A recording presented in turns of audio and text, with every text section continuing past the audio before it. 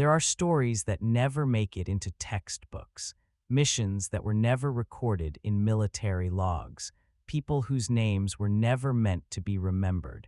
In April 1986, the world witnessed a disaster that would etch the name Chernobyl into global memory. But what most people know, the explosion, the fire, the evacuation, is only the story that was allowed to survive. The real events, the ones scrubbed from records and buried beneath radioactive soil, tell a far more disturbing tale. This was not just a nuclear accident. It was a political earthquake, a masterclass in silence, and a moment when human beings stood at the crossroads of morality, duty, and survival. In this video, we're going to follow the erased footprints, from the mysterious blue flash that split the night sky, to the radioactive rain that fell where no one was warned, to the silent meat trains that fed a nation without its knowledge. So fasten your seatbelt, because what you're about to hear was never meant to be uncovered. But first, legend has it, you'll get incredibly lucky if you like and subscribe before this video ends.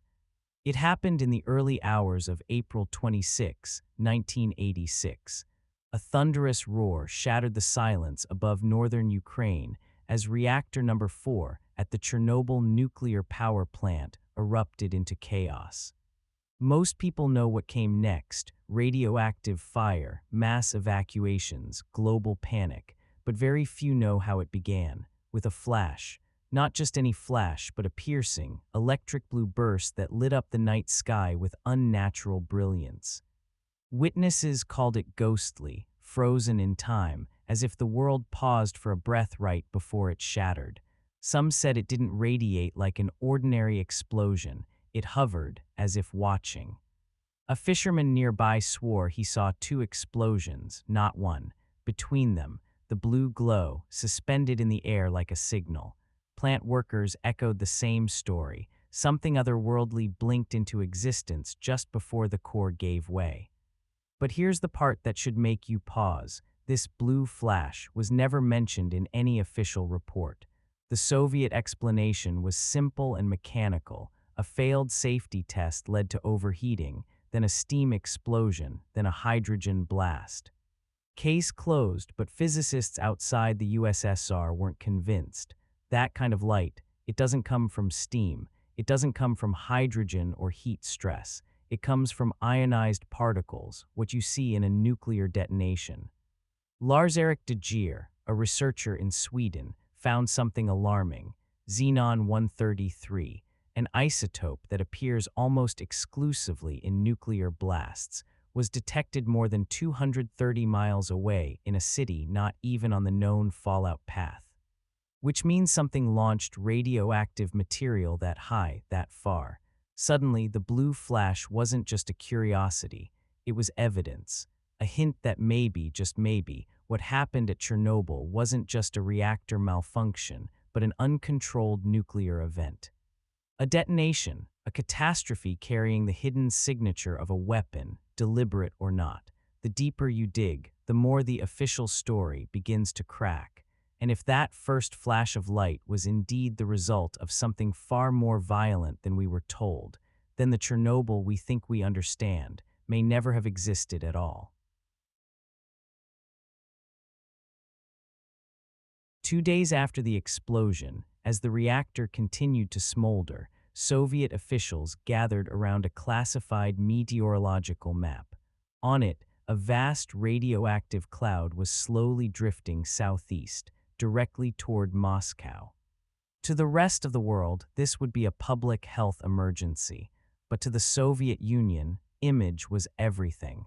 A radioactive capital would not just be a tragedy, it would be a humiliation. That's when a quiet but urgent order was given, 3 words scrawled in black ink: make it rain. This wasn't a poetic wish, it was a military directive. Within hours, 26 Soviet aircraft, strategic bombers once designed to carry nuclear warheads, were deployed from a base near the capital. But they weren't carrying weapons this time. Their payloads were filled with artillery shells packed with silver iodide, a chemical compound that could seed clouds and trigger artificial rainfall. Their mission: force the radioactive cloud to dump its contents before it ever reached Moscow. And it worked. On the evening of April 28th, the skies over northern Ukraine darkened without warning. In the small village of Narovlia, just 30 miles from the reactor, children pointed at strange yellow streaks crawling across the clouds. Then the rain began to fall, but this was no ordinary storm. It was thick, heavy, sticky. A black rain so saturated with radiation that it clung to skin, soaked into fields, and seeped deep into the soil.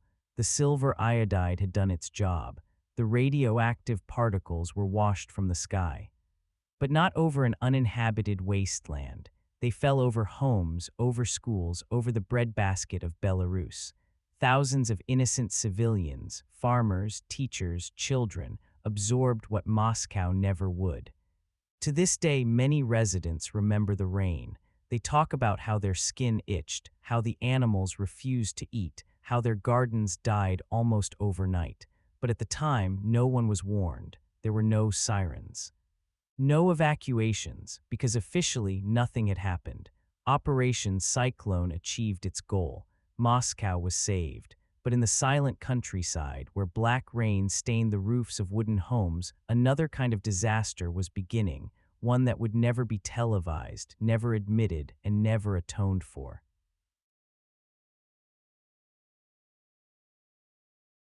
While black radioactive rain soaked the fields of Belarus, another kind of weather war was unfolding, this time not to make the sky weep, but to silence it. South of the Chernobyl reactor lies the Pripyat River, a vital artery flowing through a vast network of lakes and wetlands. If rain were to fall here, especially during those critical first days, it could send waves of radioactive runoff cascading downstream, poisoning water supplies across Ukraine and beyond. So the order came again. This time it wasn't make it rain, it was the opposite, lock the sky. But this wasn't a job for military bombers. It required a different kind of force, civilian aircraft, repurposed on short notice. These were planes normally used for weather research and crop dusting. Now, they were armed with something far more unusual: cement, a strange, dry chemical mixture of finely ground cement and desiccants. Cement was designed to pull moisture from the air, essentially vacuuming the clouds before they could burst. The plan: dry out the atmosphere over southern Ukraine and stop the rain before it ever touched ground. Day after day, these strange planes circled the sky, ghosts with no markings, weaving between heavy clouds, dumping tons of the powder into the atmosphere. Villagers watched from below as the aircraft disappeared into storm fronts, and then the clouds themselves simply evaporated. No rain, no warning, no explanation. And for a time, the plan worked. The rivers stayed low. The runoff never came, but nature doesn't bend without consequence. Within weeks, ponds began to dry up.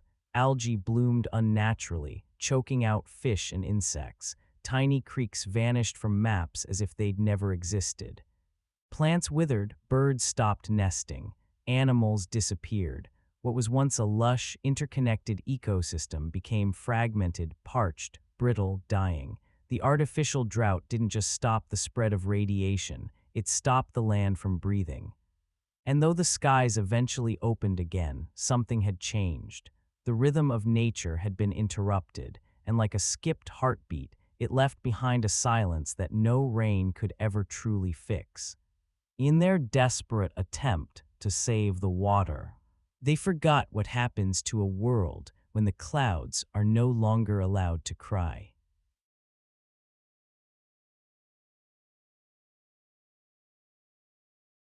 There are moments in history too powerful for words, so raw, so immediate, they can only survive through images. But what happens when even the camera isn't safe? On the morning of April 26, 1986, while the rest of the world still slept in ignorance, a phone rang in Kiev. The voice on the line didn't shout, it didn't explain, it simply said, "Something happened at the plant, bring your camera." The man who picked up that call was Igor Kostin, a veteran war photographer. By afternoon, he was in a helicopter, circling over the wreckage of Reactor 4.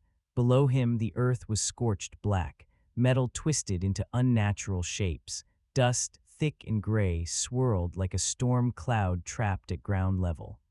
Kostin wore no protective gear, no mask, just a Kiev 6 camera and a gut feeling that told him, if I don't capture this now, no one ever will. But something strange kept happening. Every time he pressed the shutter, the cabin filled with hot air. His lens fogged over, even though the window was open.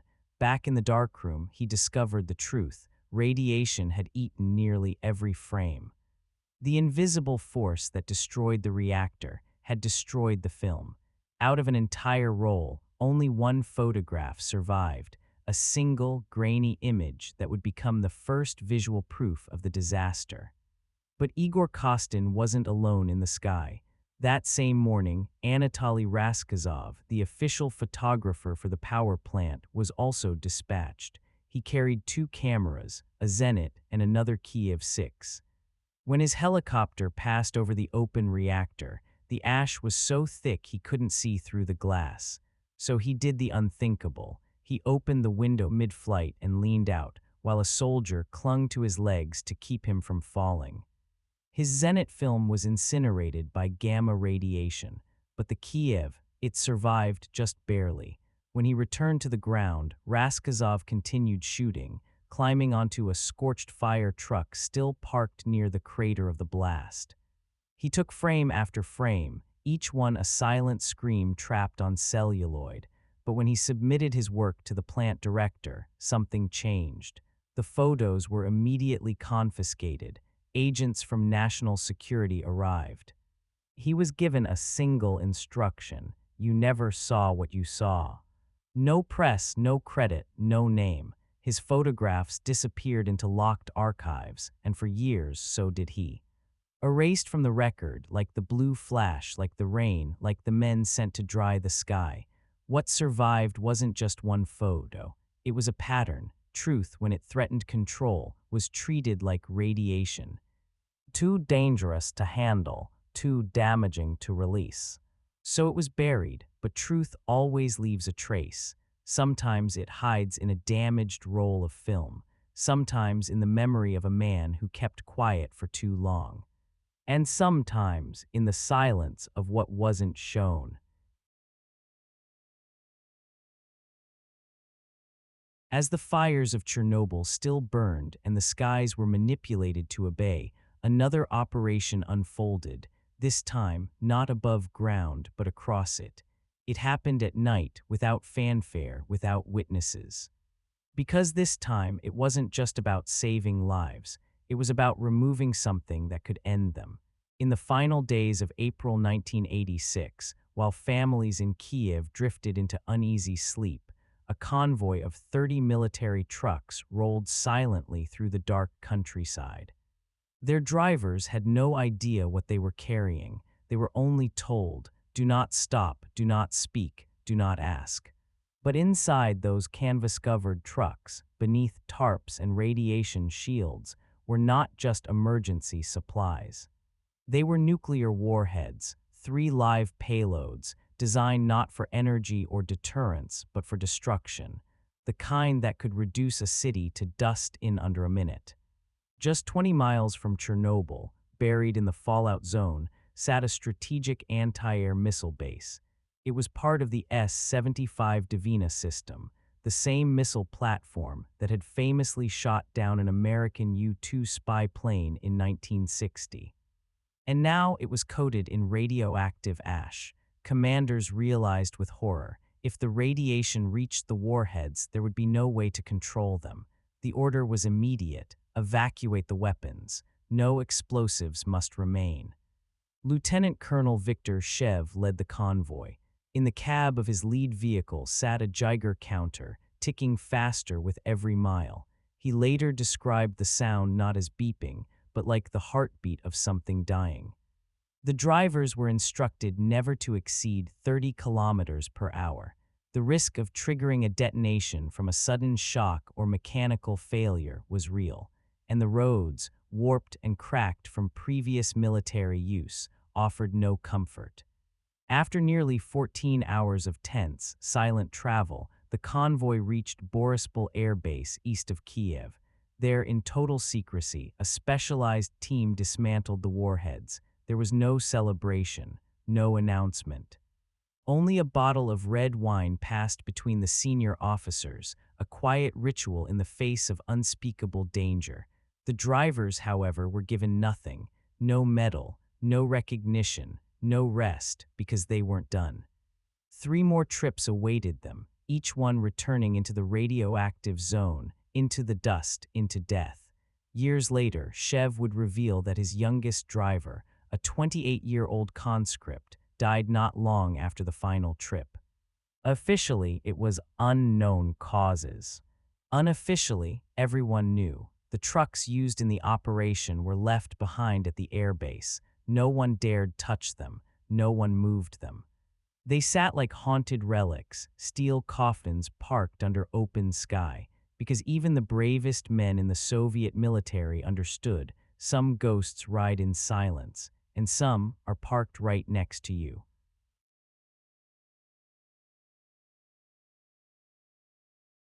Four years after reactor number 4 exploded, it was summer again. The fields of northern Ukraine had turned gold under the July sun. Birds returned, crops swayed. Life, it seemed, had moved on. But in a forgotten corner of a rail yard near the village of Pisky, 4 refrigerated train cars stood still, chains shut, covered in rust, and silent. Inside them, over 300 tons of rotting meat, beef, pork, bone, and fat. All of it radioactive. This wasn't an accident. It was the final chapter of a decision made in the earliest days of the crisis, one that began quietly, almost logically. After the explosion, over 50,000 livestock animals from the Chernobyl region were rounded up.